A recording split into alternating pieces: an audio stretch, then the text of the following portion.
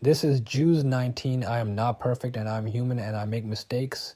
This is my sincere attempt to summarize the 19th Jews of the Quran in a calm and gentle story format that is easy to listen to and easy to understand. I ask for patience and grace. The story continues by turning the heart toward mercy, humility, and the deep connection between human weakness and divine care. At this stage of the journey, the message becomes tender and emotional. It speaks about longing, prayer, family, struggle, and the quiet strength that comes from trusting God during moments of fear and loneliness.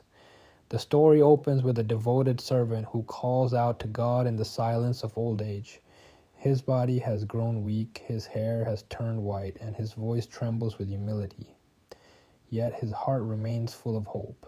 He asks God for a child not out of pride or legacy, but out of longing for companionship and continuation of goodness. His prayer is soft and private, showing deep trust. God responds with mercy, granting him a son and reminding him that nothing is difficult for the one who created him from nothing. This moment teaches that sincere prayer is never ignored, no matter how unlikely the situation may seem. The story then turns to a young woman who withdraws from her people in solitude. She is known for her purity and devotion. In her quiet space, she receives news that will change her life completely. She is told she will have a child, though she has lived a chaste life. Fear and confusion overwhelm her. She asks how this could be. She is reminded that God creates as he wills. What he decrees comes into existence, not through human means, but through divine command. The young woman carries this heavy burden alone. She withdraws further, facing pain, fear, and isolation. During the moment of childbirth, she feels such despair that she wishes she had been forgotten. In her weakest moment, comfort comes. She is reassured that she is not abandoned. She is provided with sustenance and strength, showing that God's care often arrives when human strength is at its limit. When she returns to her people with the child, she faces accusation and disbelief. She remains silent, trusting that God will defend her. Then a miracle occurs. The infant speaks, declaring himself a servant of God, blessed and guided. This moment clears her name and redirects attention away from blame and toward divine power. The story teaches that God protects the honor of those who trust him, even when they cannot defend themselves. The narrative then speaks about this child and his role. He is described as gentle, devoted, and kind to his mother. He is not arrogant or harsh. His life becomes a sign not of divinity, but of God's power to create and guide as he wills. The story gently corrects false beliefs, reminding people that God is one and that he has no need for partners or offspring. Worship belongs to him alone. The message then broadens to include other prophets and servants of God. Each one faced hardship, rejection, or loneliness. Some fled from danger, some were tested with fear or loss. Some endured mockery and disbelief, yet all were united by sincerity, patience, and trust in God.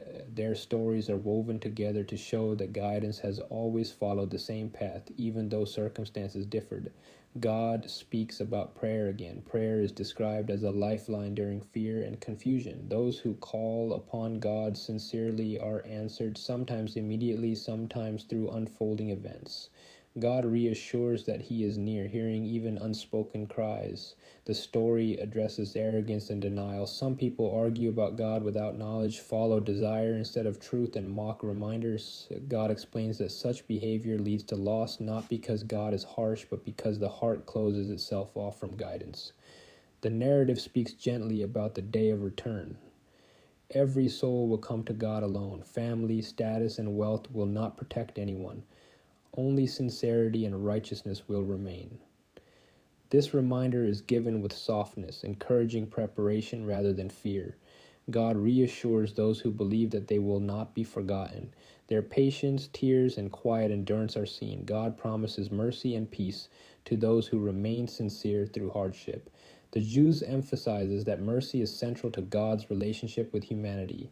Even warnings are a form of mercy meant to awaken hearts before it is too late. God does not rush punishment. He gives time, reminders, and opportunities to return. The story then speaks about humility. True servants of God are not loud or arrogant. They walk gently, speak kindly, and turn away from ignorance without hostility. Their strength lies in restraint, not dominance. The narrative returns again to remembrance. Hearts that remember God remain steady. Hearts that forget drift into confusion. Remembrance brings clarity, calm, and direction. As the Jews moves toward its close, God reminds people that truth does not depend on majority or popularity. Many before rejected guidance, yet truth remained unchanged. Believers are encouraged to remain patient even if they feel alone. The just ends with reassurance and hope. God reminds people that He is compassionate, aware, and near. No sincere effort is wasted. No quiet prayer is ignored. No tear falls unseen. In this way, Juz 19 flows as a deeply emotional and comforting chapter of the Quran. It speaks to moments of loneliness, fear, and vulnerability. It teaches that God's mercy surrounds those who trust Him, especially when they feel weakest. It reassures the heart that purity, patience, and sincerity are always protected by God, even when the path is painful. And it reminds the listener that divine care often arrives quietly, gently lifting the soul when it feels most alone, guiding it toward peace, dignity, and lasting hope.